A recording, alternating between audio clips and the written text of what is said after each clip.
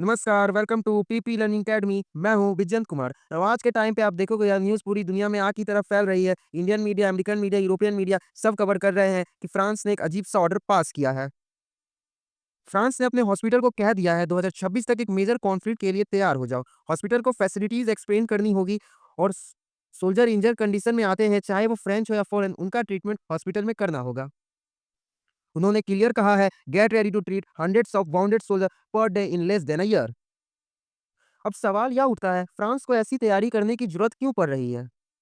दोस्तों, यूरोप में situation rapidly change हो रही है। आपको याद होगा, कुछ समय पहले यूनाइटेड किंगडम ने भी वार प्रिपरेशन शुरू कर दी थी। यूके वर्सेस रसिया की डायरेक्ट कॉन्फ्लिक्ट 2026 के आसपास हो सकती है। जर्मनी भी प्रिपेयर कर रहा है। मतलब यूरोप के बड़े देश धीरे-धीरे रसिया के अगेंस्ट एक मेजर वार के लिए रेडी हो रहे हैं। अगर आप मैप देखोगे तो यूक्रेन रसिया वार ऑलरेडी चल रही है। पोलैंड और बैटलेटिक स्टेट लिथुआनिया, लुथानिया, इस्टोनिया ये सब भी कॉन्फ्लिक्ट में उलझ सकते हैं। इमोलियन मैक्रोन ने खुद कहा था, पुतिन एक और की तरह है जो हमेशा जमीन चाहता है।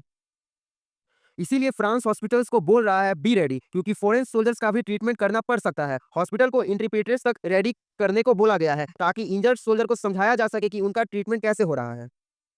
दोस्तों, सिचुएशन इतनी सीरियस इसीलिए लग रही है क्योंकि अगर नाटो और रसिया के बीच डायरेक्ट वार होता है तो easily world war 3 type conflict में बदल सकता है।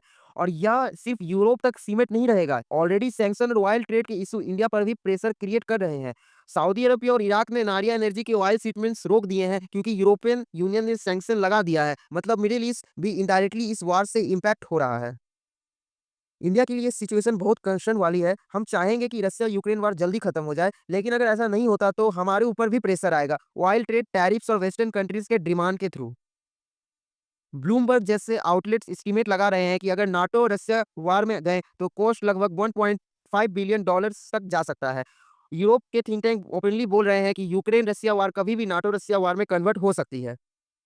और इसीलिए फ्रांस और बाकी यूरोपियन पावर अभी से तैयारी कर रहे हैं और वो हमेशा एडवांस में प्रिपेयर करते हैं और इसी वजह से वो पावरफुल बने हुए हैं। तो आपके लिए एक सवाल, 2025 के ग्लोबल पीस इंडेक्स के हिसाब से एशिया का सबसे सुरक्षित देश कौन सा डिक्लेयर किया गया है? Option A Japan, option B Singapore, option C Bharat, option D Pakistan. अपना जवाब कमेंट में लिखिए। सही जवाब देने वाले को मैं करूंगा हार्ट। इसी नोट के साथ वीडियो यहाँ पर समाप्त होती है। Thank you for listening. और हाँ, मैं हमेशा कहता हूँ, may God watch be over you.